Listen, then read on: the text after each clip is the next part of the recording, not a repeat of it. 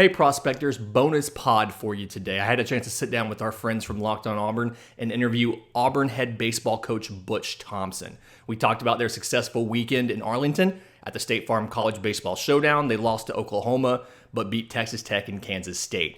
We also talked some pitching development and Auburn's thoughts behind the concept of coaches calling the game from the dugout and why they prefer to not do it.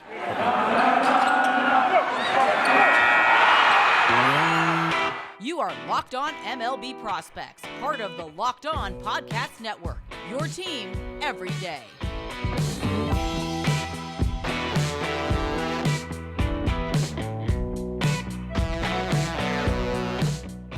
And we are now joined by Auburn head baseball coach, Butch Thompson. Coach, thank you so much for your time. Really appreciate it. You got to feel good, I assume, about how your guys played out in Arlington this weekend. Well, yeah, we had a great experience, getting to play the three schools that we played in Oklahoma, Texas Tech, and Kansas State. Those are three great coaches, Skip Johnson and Tim Tadlock and, of course, Pete Hughes, just getting to play those teams. I think Texas Tech and Kansas State's first time Auburn baseball has played those in history. So It was a great experience for a coach. If you drop the first game and you win the next two, that shows a little bit. A coach likes to see that. But it is 3 of the 56 games, and it's one weekend. So if we'd have won 3 games, hopefully we're preparing just as good today. If we'd have lost all 3, you guys might not be saying nice things about us, but at least we'd still be intact and working. But winning 2 out of 3 is probably, it was positive. There were some really good things that happened, like the starting pitching was in control.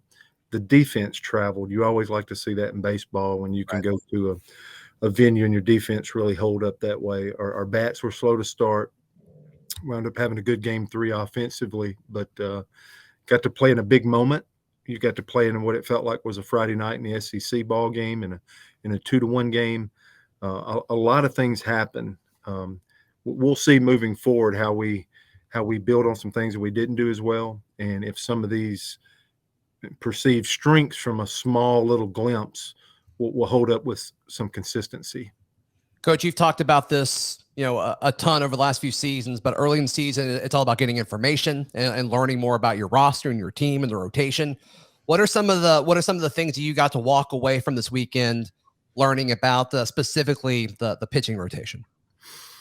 I thought poise is a word that I would use. We're trying to build up a guy off surgery for 10 months and Tommy Sheehan, the transfer from Notre Dame. And they locked him down. They fouled everything off that he was throwing up there, and he was at 33 pitches. We had hoped for 60, but 33 in one sitting is too much for me to be comfortable with. And we went we were in a piggyback system knowing that he may only go 2 or 3 to begin with, so we were not alarmed or set back and had a good plan for that. And Jordan Armstrong went 4 scoreless. The poise of Joseph Gonzalez, the first 5 innings against Texas Tech in that environment, that was very much a road game for us with how many Texas Tech people showed up at the ballpark, and his poise was off the charts. And same thing, I just carried that into Sunday, and Trace Bright got us off to a great start and was just 5 innings, 2 hits. Those guys showed real poise for us. And, pitching was our biggest challenge, Zach, from last year to it being the 3 or 4 seasons we had before with playing really good baseball, and that was our challenge. So the poise of those 3 men on the mound, I think, set the tone. And then being in that 1-run ball game and getting to the last 3 frames, and Carson Skipper, a senior, doing good work for us, and then Blake Burkhalter, the guy that we tried to advertise as our closer, was at least successful in that first opportunity. And, really, we got to face some left-handers. We had to face a Washburn in the 2-hole that went 4 for 5 on opening night versus Michigan. And arguably, some around the country feel like we had to face Jace Young, the best position player in college baseball. And for us to have success there, hopefully their guys can bank that. But the starting pitching, and then that's a good example of a close ball game in the back end holding up, I think is good for us. You talk about those 2 guys in that Texas Tech lineup and how potent they are. Joseph Gonzalez seemed to be making a concentrated effort to establish the slider early and really show improved break, improved control. Is that something that you guys discussed and was an intentional decision of the coaching staff, or is that just part of players playing the game that they're comfortable with and what they wanted to do?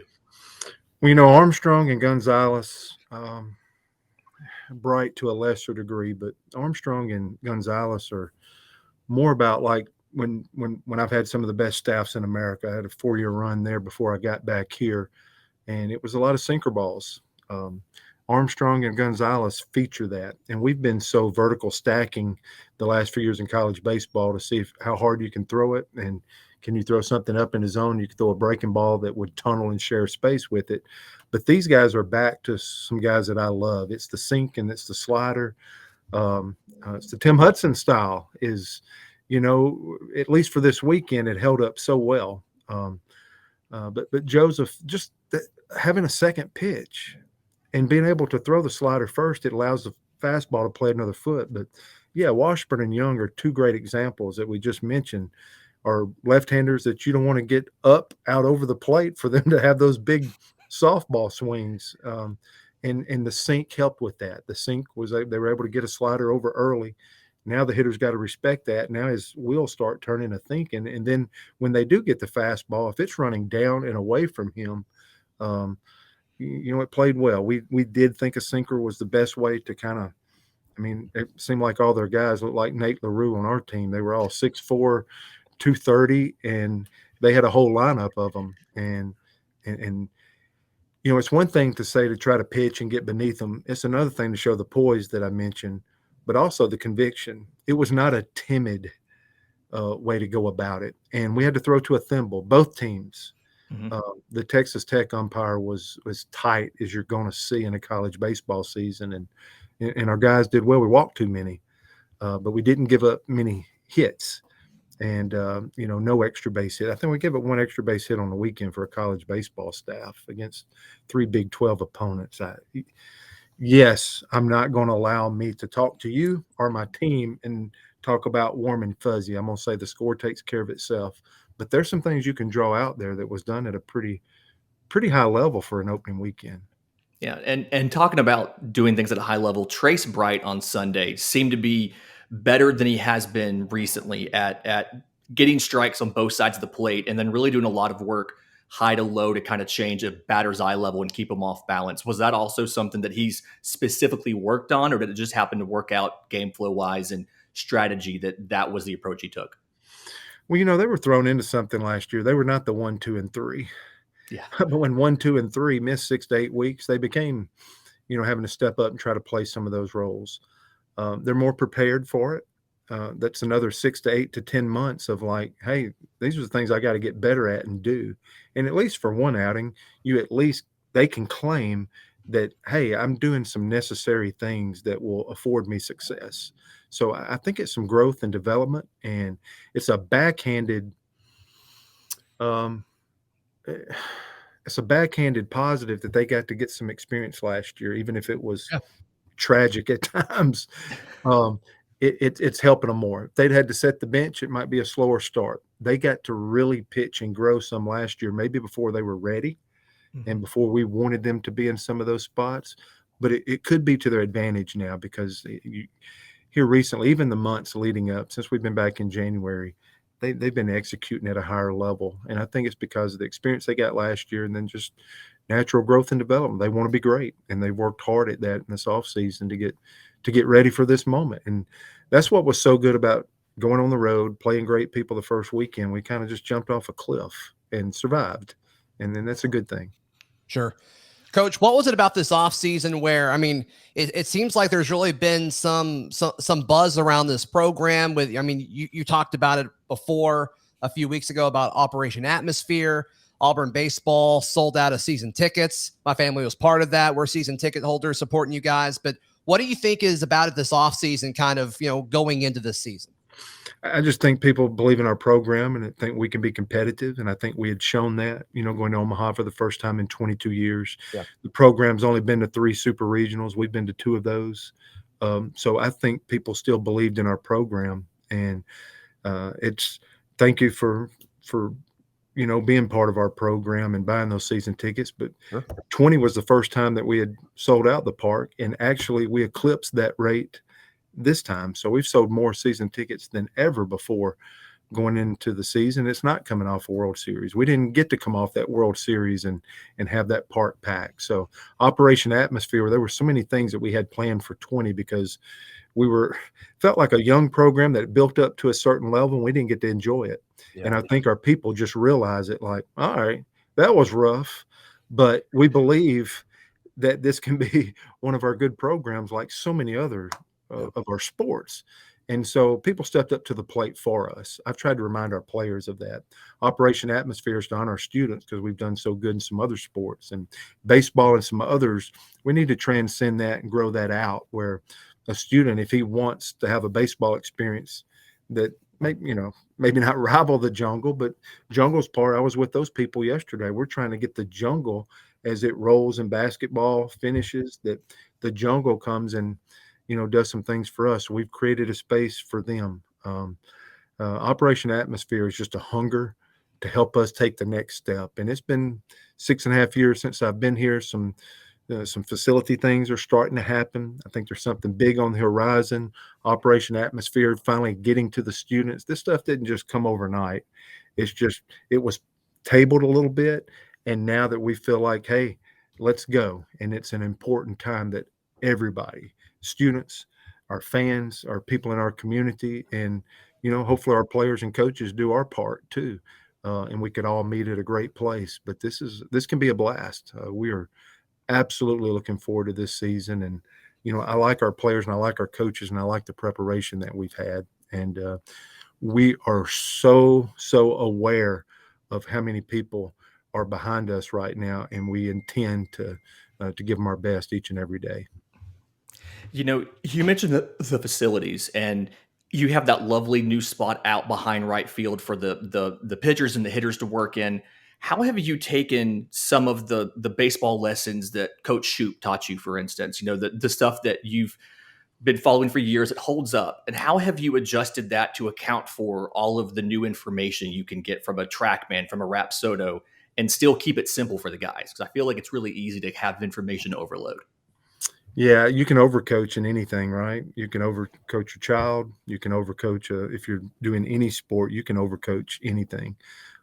So one, it's incumbent upon us to keep trying to grow and learn and have people. We've outsourced some analytics people because really, my playing days was non-existent. Tim Hudson, as great of a career as he's had, winning 223 games, that stuff was maybe starting to happen right at the end of his career. So we are outsourcing not only to help develop our players, but to teach the coaches. And so we have to take every bit of that information and get it down to the simplest form before it's introduced to the players. You can't give we're not trying to give, algebra 7 to the players. We're trying to get it down where it's 1 + 1 = 3 and what would create their best version of themselves. And that's hard because everybody likes to talk a big game and talk about everything that they know. And Coach Shoup, one of the greatest thing he told me, Lindsay, is to teach what you know. And I think what bad coaches do or bad instructors do is they just, they guinea pig this thing and they think something's right and they throw it out there. And if it's not true, it can lead to a lot of problems. So teach what you know, learn more where you can teach more, but just stay in that realm of teaching what you know is very important. Coach, you guys return home to Plainsman Park for the first time this season. As we record this Tuesday afternoon, you guys are getting ready for Troy Wednesday at 5:00 local time. What can we expect? What can we expect from the Tigers Wednesday evening? Yeah, we better throw some lefties. I expect Troy to come in here with about 6 left-handed hitters. They opened up very successfully at home versus Holy Cross. Skylar Meade's a new head baseball coach. He's been the pitching coach at South Carolina. Good friend, really good pitching guy.